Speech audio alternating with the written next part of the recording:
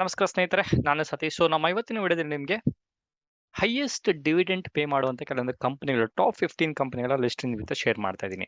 So ನೀವು ಕೇಳ್ಬೋದು, ಸತೀಶ್ ಅವರೇ ಇದು ಏನಕ್ಕೆ ನೀವು ರಿಟೈರ್ಮೆಂಟ್ ಪ್ಲಾನ್ ಅಂತ ಕೊಟ್ಟಿದ್ದೀರಾ ಅಂತ ನೀವು ಕೇಳ್ಬೋದು. ಸೊ ಈಗ ನೀವು ಹೆಂಗಾಗಿದ್ದೀರಾ, ಒಂದು ಒಂದು ಏನೋ ಉರುಪು ಇರುತ್ತೆ, ಒಂದು ಸ್ಟ್ರೆಂತ್ ಇರುತ್ತೆ, ಅದೇ ರೀತಿ ನೀವು ದುಡ್ಡು ಬರ್ತಾ ಇರುತ್ತೆ, ಎಲ್ಲ ಬರ್ತಾ ಇರುತ್ತೆ. ಬಟ್ ಒಂದು ಸರ್ಟನ್ ಏಜ್ ಆದ್ಮೇಲೆ, ಪ್ರಾಬ್ಲಿ ಒಂದು ಮುಂಚೆ ಆದ್ರೆ ಒಂದು 50-60 ವರ್ಷ ಆದ್ರೆ ವಯಸ್ಸಾದವರು ಅಂತ ನಾವು ಹೇಳ್ಬೋದು. ಈಗ ಒಂದು 25-35 ಅಂತ ಹೇಳಿದ್ರೆ ನಮಗೆ ಸುಸ್ತಾಗುತ್ತೆ, ಟಯರ್ಡ್ ಆಗುತ್ತೆ, ಟ್ರಾವೆಲ್ ಮಾಡಕ್ ಆಗೋದಿಲ್ಲ, ಕೈ ನೋವು, ಕಾಲು ನೋವು, ಈ ರೀತಿ ಸುಮಾರು ಬರುತ್ತೆ. ಬಟ್ ನೀವು ರಿಟೈರ್ಮೆಂಟ್ಗೆ ಪ್ಲಾನ್ ಮಾಡೋದಿಲ್ಲ. ರಿಟೈರ್ಮೆಂಟ್ ಅಂದ್ರೆ ನಾವೇನು ಅನ್ಕೊಂತೀರಿ ಯೂಶಲಿ, 50 ವರ್ಷ ಆದ್ಮೇಲೆ ಪ್ಲಾನ್ ಮಾಡೋದು ಅಂತ ಅನ್ಕೊಂತೀರಿ. ಬಟ್ ಈಗಿನ ಸಿಚುವೇಶನ್ ಹೆಂಗಿದೆ, ಟ್ರೆಂಡ್ ಹೆಂಗಿದೆ ಅಂದ್ರೆ ಸ್ನೇಹಿತರೆ, ರಿಟೈರ್ಮೆಂಟು ನೀವು ನಿಮ್ಮ ಕಾಲೇಜ್ ಪಾಸ್ ಔಟ್ ಆಗಿ ನಿಮ್ಮ ಒಂದು ಜಾಬ್ ಶುರು ಆಗಿದ ತಕ್ಷಣ ನೀವು ರಿಟೈರ್ಮೆಂಟ್ ಪ್ಲಾನ್ ಮಾಡಬೇಕು ಅನ್ನೋದು ನಾನು ನಿಮಗೆ ಕೊಡುವಂತ ಒಂದು ಸಜೆಷನ್. ಯಾಕಂದ್ರೆ ನಾವು ಮಾಡ್ಬೇಕಾದ್ರೆ ನಮ್ಗೆ ಯಾರು ಈ ರೀತಿ ಸಜೆಷನ್ ಕೊಟ್ಟಿರಲಿಲ್ಲ.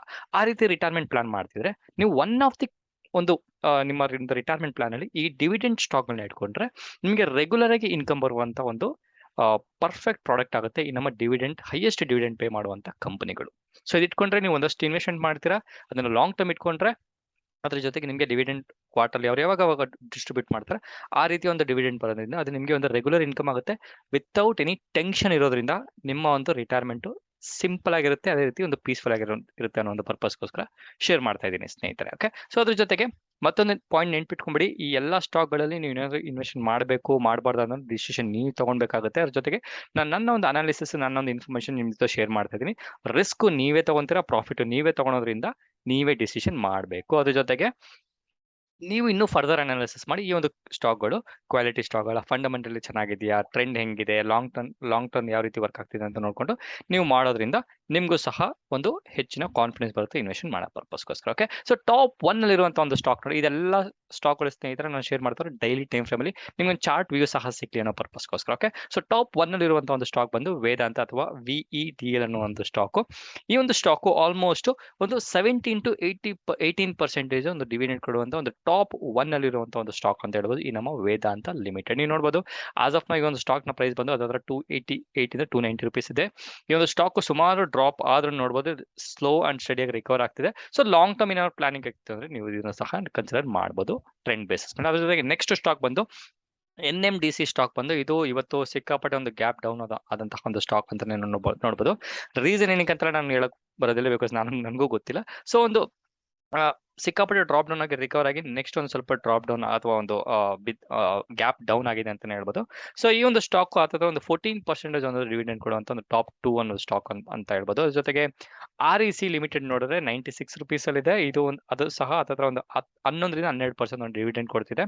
ಸೊ ಇದು ಸಹ ನೀವು ನೋಡಬಹುದು ಸಿಕ್ಕಾಪಟ್ಟೆ ಝೂಮ್ ಅಪ್ ಡೌನ್ ಆಗ್ತಿದೆ. ಒಂದು ಲೆವೆಲ್ ಒಂದು ಸಪೋರ್ಟ್ ರೆಸಿಸ್ಟೆನ್ಸ್ ನೋಡ್ಕೊಂಡು ನೀವು ಬೈ ಮಾಡಕ್ಕೆ ಒಂದು ಹೇಳ್ತಾರೆ ಒಂದು ಸ್ಟಾಗರ್ಡ್ ಮ್ಯಾನರ್ ಬೈ ಮಾಡಕ್ಕೆ ನೀವು ಪ್ಲಾನಿಂಗ್ ನ ಮಾಡಬಹುದು.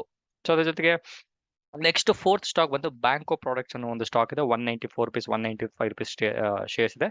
ಸೊ ಈ ರೀತಿಯ ಒಂದು ಸ್ಟಾಕ್ ನೋಡಿ, ಈ ರೀತಿ ಒಂದೇನಾದ್ರು ಸಿಕ್ಕಾಪಟ್ಟೆ ಅಪ್ ಟ್ರೆಂಡ್ ಇರುತ್ತೆ ಅಂದ್ರೆ ಅದನ್ನ ನೀವು ಕ್ಯಾಚ್ ಮಾಡಕ್ ಹೋಗ್ಬೇಡಿ, ವಾಪಸ್ ಬಂದೇ ಬರುತ್ತೆ. ಅದು ಯಾವಾಗ ಬರುತ್ತೆ ಅಂತ ಹೇಳೋಕ್ಕಾಗಲ್ಲ, ಆ ಟೈಮಲ್ಲಿ ನೀವು ಬೈ ಮಾಡಬಹುದು ಅಂತ ನನ್ನ ಒಂದು ಸಜೆಷನ್. ಈ ಸ್ಟಾಕ್ ನೀವು ಹತ್ರ ಈ ಒಂದು ಪಾಯಿಂಟ್ ಅಥವಾ 180 ಪಾಯಿಂಟ್ ಅಲ್ಲಿ ನೋಡಿದ್ರೆ ಸಿಕ್ಕಾಪಟ್ಟೆ ಸೂಪರ್ ಒಂದು ಸಪೋರ್ಟ್ ಇದ್ದಂತಹ ಒಂದು ಏರಿಯಾ ಅಂತ ಹೇಳೋದು ಅಥವಾ 180 ಲೆವೆಲ್. ಸೊ ಇದನ್ನ ಸಹ ನೀವು ಪ್ಲಾನಿಂಗ್ ಮಾಡಬಹುದು. ಸೊ ಈ ಒಂದು ಸ್ಟಾಕ್ ಅದರ 10% ಡಿವಿಡೆಂಡ್ ಕೊಡ್ತಾರೆ. ನೆಕ್ಸ್ಟ್ ಬಂದು ಹುಡ್ಕೋ ಸ್ಟಾಕ್ ಇದೆ. ಈ ಒಂದು ಸ್ಟಾಕ್ ಅದತ್ರ ಒಂದು 10% ಸಹ ಇವರು ಕೊಡ್ತಿದ್ದಾರೆ. ಸೊ 36 ರೂಪೀಸ್ ಶೇರ್ ಪ್ರೈಸ್ ಇದೆ. ಸೊ ಅದ್ರ ಜೊತೆಗೆ ನೆಕ್ಸ್ಟ್ ಬಂದು ಸ್ಟ್ಯಾಂಡರ್ಡ್ ಇಂಡಸ್ಟ್ರೀಸ್ ಇದೆ. ಸೊ ಅದಾದ್ರೆ 27 ಫಾಸ್ಟ್ ಹೋಗ್ತೀನಿ. ಸೊ ನಿಮಗೆ ನಾನು ಏನು ಚಾರ್ಟ್ ಅಲ್ಲಿ ಫಸ್ಟ್ ಒಂದು 2-3 ಚಾರ್ಟ್ ಅಲ್ಲಿ ಏನು ಎಕ್ಸ್ಪ್ಲೇಷನ್ ಮಾಡಿದ್ರೆ ಸೇಮ್ ಎಕ್ಸ್ಪ್ಲೇಷನ್ ಇದನ್ನ ನೀವು ಪ್ಲಾನ್ ಮಾಡಬಹುದು.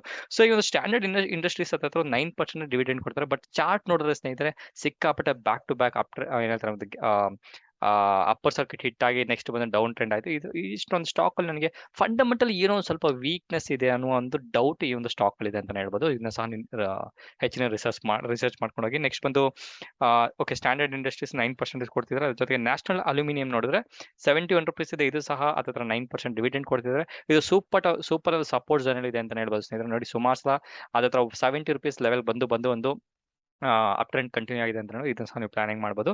ಇವರು ಸಹ ಹತ್ರ 9% ಕೊಡ್ತಾರೆ. ನೆಕ್ಸ್ಟ್ ಬಂದು ONGC ಇದೆ.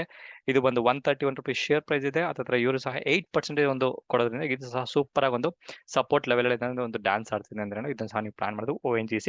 ನೆಕ್ಸ್ಟ್ ಬಂದು RSWM ಲಿಮಿಟೆಡ್ ಸ್ಟಾಕ್ ಬಂದು ಇದೊಂದು ಫಂಡಮೆಂಟಲ್ ನೋಡ್ತಿದ್ದೆ ಒಂದು 308 ರೂಪೀಸ್ 318 ರೂಪೀಸ್ ಇರುವಂತ ಒಂದು ಸ್ಟಾಕ್.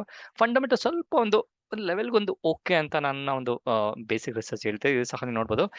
ಹತ್ತತ್ರ ನಿಮಗೆ ಒಂದು 280, ₹300 ಲೆವೆಲಲ್ಲಿ ಬಂತು ಅಂದ್ರೆ ನೀವು ಬೈಯಿಂಗ್ ಮಾಡಕ್ಕೆ ಶುರು ಮಾಡ್ಬೋದು. ಇವರು ಸಹ ಹತ್ತತ್ರ 8% ಡಿವಿಡೆಂಡ್ ಕೊಡ್ತಿದ್ರೆ. ನೆಕ್ಸ್ಟ್ ಬಂದು ಆಯಿಲ್ ಇಂಡಿಯಾ ಅನ್ನೋ ಒಂದು ಸ್ಟಾಕ್ ಇದೆ. ₹187 ಇದೆ. ಇವರು ಸಹ ಹತ್ರ 7.5% ಡಿವಿಡೆಂಡ್ ಕೊಡ್ತಿದೆ. ಇದು ನೋಡ್ಬೋದು, ನೀವು ಸುಮಾರು ಸ್ಟಾಕ್‌ಗಳು ನೋಡಿದ್ರೆ ಹತ್ತತ್ರ ಒಂದು ಸಪೋರ್ಟ್ ಲೆವೆಲಲ್ಲಿ ಇರೋದ್ರಿಂದ ಮಾರ್ಕೆಟ್ ರೀತಿ ಬಿದ್ದಿತ್ತಲ್ಲ, ಈ ಉಕ್ರೇನ್ ವಾರ್ ಆಗಿರ್ಬೋದು, ಬೇರೆ ಬೇರೆ ರೀಸನ್‌ನಿಂದ ಬಿದ್ದಿರೋದ್ರಿಂದ ರಿಕವರ್ ಆಗೋಕ್ಕೆ ಒಂದು ಸಪೋರ್ಟ್ ಲೆವೆಲ್ ಕುಂತಿದೆ ಅಂತ ಹೇಳ್ಬೋದು. ಸೊ ಆಯಿಲ್ ಇಂಡಿಯಾ ಬಂದು ಅದತ್ರ 7.5 ಕೊಡ್ತಾರೆ.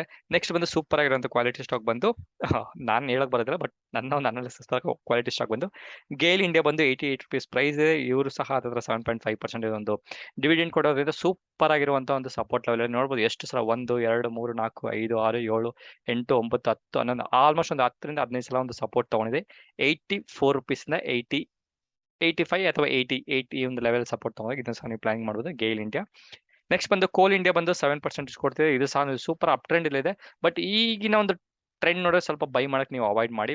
ಈ ಕೇಸಲ್ಲಿ ಏನಾದ್ರು ಬಂದು ಹತ್ತತ್ರ ಈ ಲೆವೆಲ್ಗೆ ಏನಾದ್ರು ಬಂದು ಸ್ವಲ್ಪ, ಅಥವಾ ನೋಡಿ ಈ ಒಂದು ಲೆವೆಲ್ ಇದೆ, ಈ ಲೆವೆಲ್ ಬಂದು 220 ಇಂದ 210 ಈ ಲೆವೆಲ್ ಬಂತು ಬೈ ಮಾಡಕ್ಕೆ ನೀವು ಪ್ಲಾನಿಂಗ್ ಮಾಡ್ಬೋದು. ಇದು ಕೋಲ್ ಇಂಡಿಯಾ ಒಂದು ಸ್ಟೋರಿ. ಇವ್ರ ಹತ್ರ 7% ಡಿವಿಡೆಂಡ್ ಕೊಡ್ತಾರೆ.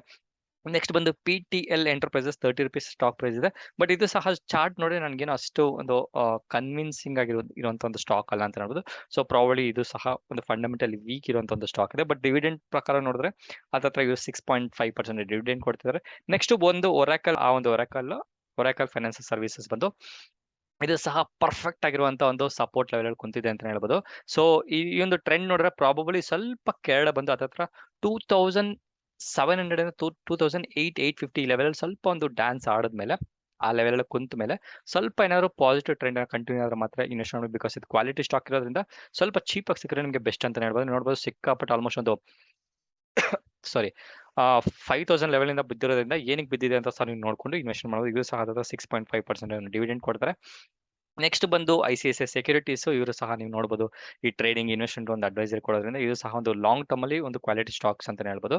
ಸೊ ಇದೊಂದು ಸಪೋರ್ಟ್ ಲೆವೆಲ್ ಆಲ್ಮೋಸ್ಟ್ ಒಂದು 400 450 ಲೆವೆಲ್ಗೆ ಒಂದು ಸ್ವಲ್ಪ ಸಪೋರ್ಟ್ ತಗೊಂಡು ಹೋಗಿರೋದ್ರಿಂದ ಸ್ವಲ್ಪ ದಿವಸ ನೀವು ಕಾದ್ ನೋಡಿ. ಈ ಒಂದು ಲೆವೆಲ್ 550 ಅದರ ಜೊತೆಗೆ 450 ಈ ಲೆವೆಲ್ ಏನಾದ್ರು ಬ್ರೇಕ್ ಡೌನ್ ಬ್ರೇಕ್ ಔಟ್ ಏನಾದ್ರು ಆಯ್ತು ಅಂದ್ರೆ ಸ್ವಲ್ಪ ನೋಡ್ಕೊಂಡು ಒಂದು ಸ್ಟ್ಯಾಗರ್ಡ್ ಮೇಲೆ ಇನ್ವೆಸ್ಟ್ ಮಾಡ್ಬೋದು. ಇವರು ಸಹ ಹತ್ರ 6.5% ಡಿವಿಡೆಂಡ್ ಕೊಡ್ತಿದ್ದಾರೆ ಅನ್ನೋ ಒಂದು ಇನ್ಫಾರ್ಮೇಶನ್ ಶೇರ್ ಮಾಡ್ತಾ ಇದ್ದೀನಿ ಸ್ನೇಹಿತರೆ.